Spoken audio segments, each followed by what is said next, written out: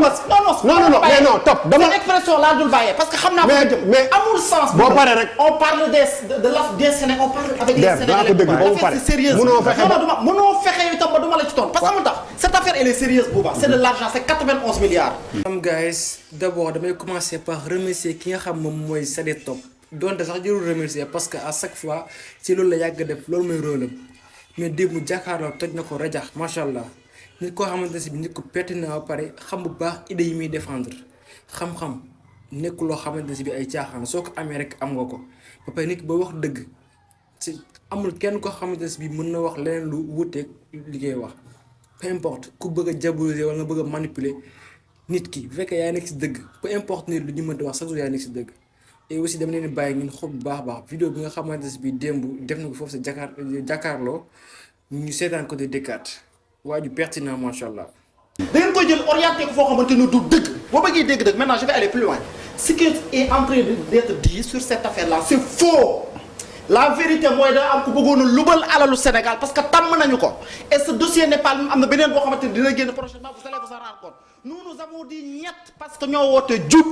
jubal jubbanti. Maintenant le fait que je défende ce dossier là parce que c'est la vérité le fait que je défende le dossier là parce que je connais le gosse je sais ce qu'il fait et je connais ses compétences et je sais qu'il y a des gens qui veulent manipuler qui veulent le diaboliser moi en tant que quelqu'un qui s'est battu pour ce pays là en tant que Sénégalais qui appartient à ce régime là je suis bien informé je suis allé à l'information j'ai les bonnes informations je les ai données maintenant j'assume entièrement avec toute ma responsabilité mon amitié avec Jean Michel. cela ne me dévoile pas. mais yonent bi wax xam nga mooy kan. mais il faut yonent bi bi ñu ko laajee mais il faut mais topp. sama gars yi yéen a gisandoo vidéo bi dina wax que ni réew mi dafa bëri li nga xam moom mooy manipulation ak diabolisation à chaque fois dañu gis ñoo xamante si biir xamuñu dara ci li ñuy wax mais ñooy nekk bëgg a créer ay doute si bëtu nit ñi. par exemple dañuy gis koo xamante si biir Ousmane Sonko la faral mais danaa non nañ leeral dossier bi nangam parce que diw ñu ngi ci coow diw dafa war a gën leeral nit ki boo ko jiitalee pare da nga koy wóolu jox ko confiance Ousmane Sonko ku xamul jubam ba léegi xawma fan ngay xameete jubam ndax déjà li ñu waroon prouver yëpp prouver nañ ko pare. da nga koy jàppale su nekkulee ci dëgg da nga koy jàppale. biñ nekk bu nekkee ci dëgg da nga koy jàppale xam nga lu mu wax. mooy daf biñ nekkee ci dëgg ñaar tamit da ngeen di déglu kon moom du wax parce que bu dafa tàmm man je me souviens dafa tàmm ni kon moom du wax su ma bàyyi du wax mais kon mu bàyyi ma eggale non mais oui non man maa doon wax nga jël amoon la parole dama bàyyi ma eggale oui ma moo amoon la parole dama nekk dëgg parce que non dafa am doon jëm ci tànneef manipulation je l'accepte pas non c'est ce qu'il faisait c'est un débat contradictoire et démocratique je suis très démocrate mais kon dégg na ko déglu mais dama bàyyi ma eggale moom moo doon yuuxu laissez-moi continuer ma d'accord non léegi oui ma non dégg non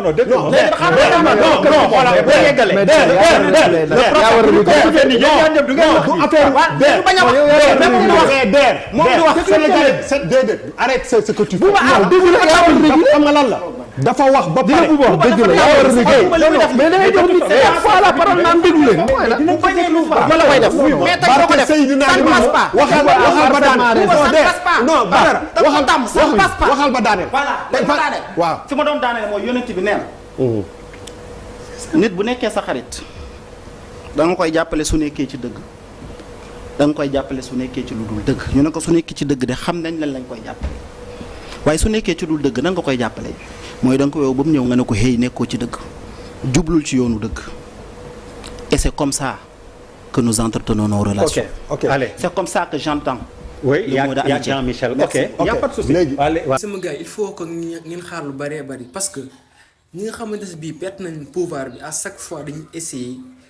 di créer loo xamante ne si pour wan leen que ni Ousmane Sonko du nit ku baax wala ñi fi nekk noo amuñu xam-xam pas à chaque fois si loolu lañ nekk ba tax na lépp luñ gis loo xamante ne si bii si luñ langaam dañ ciy profité di si wax dinañ wax que ni. gars yi peu importe lu mën di xew nañ xool essayer à chaque fois ñu chercher li nga xam moom mooy information yu réel xool li nga xamante si bi moom moo nekk dëgg ñu topp ko mais bu nekk rek gis ay affaire yu ndaw ndawaan wala suñu patriotisme oyof non nañu essayer de creuser à chaque fois di xool les informations xam moom mooy information yu baax yi. fi may daanelee di leen wax que ni élection législative yi xam leen baax a baax ñi ngeen di voter parce que bu leen fàtte quelques mois si ginnaaw. réew mi tàng na trop lu ko waral parce que dafa am ñu fi nekk ñoo xamante ne si bii bëgguñu leen ñu jëlee leen fi ñooñu nag ñëwaat nañ pour bëgg a bokk si li nga xam moom mooy élection législative donc xam leen bu baax baax ni ngeen di voté loolu nag nekk loo xamante si bii newoon naa dinaa ko partage ak yéen dina wax yéen ñi nga xamante ni yàgg duñu suivre abonné leen ci chaîne bi di kontaan bu baax si ni ngeen di toppee merci beaucoup bu dee gan nga ñu ngi lay wax nga abonné ci chaîne bi jërë ngeen jëf merci beaucoup les amis.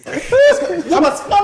mais non top dama cette expression laa dul bàyyee parce que xam naa mais amul sens. boo paree rek on parle des Sénégalais on parle avec les daa ko dégg ba mu pare c'est sérieux. mënoo fexe mënoo fexe itam ba duma la ci toon parce que xamul tax cette affaire elle est sérieuse Bouba c'est de l'argent c'est 91 milliards. da ngeen koy jël orienté ko foo xamante ni du dëgg boo bëggee dégg dëgg maintenant je vais aller plus loin. Ce qui est en train d'être dit sur cette affaire-là c'est faux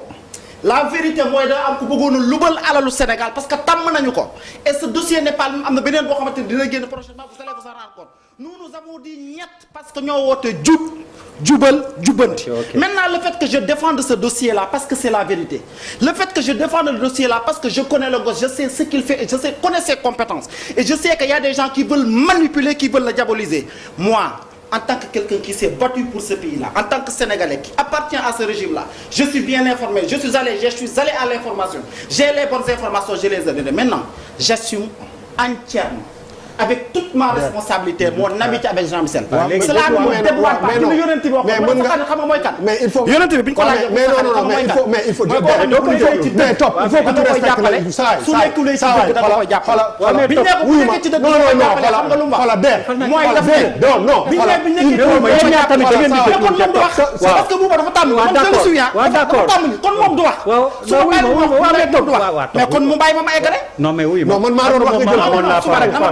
oui ma moo amoon la parole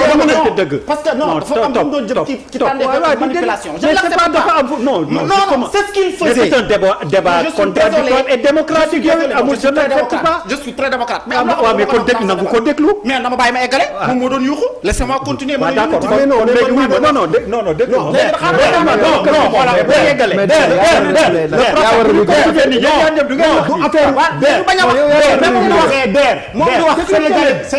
arrête ce que tu fais. xam nga lan la. dafa wax ba pare dëgg la yaa war a liggéey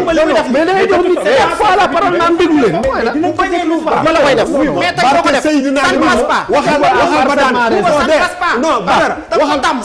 waxal ba daaneel. voilà léegi ba daaneel. waaw fi ma doon daaneel mooy yonent bi nee na.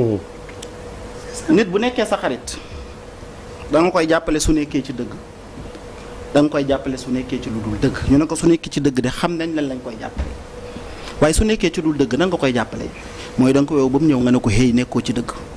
jublul ci yoonu dëgg et c'est comme ça que nous entretenons nos relations. Ok, allez. C'est comme ça que j'entends. Oui, il y a le mot d'amitié. Jean-Michel. Ok, il n'y a pas de souci.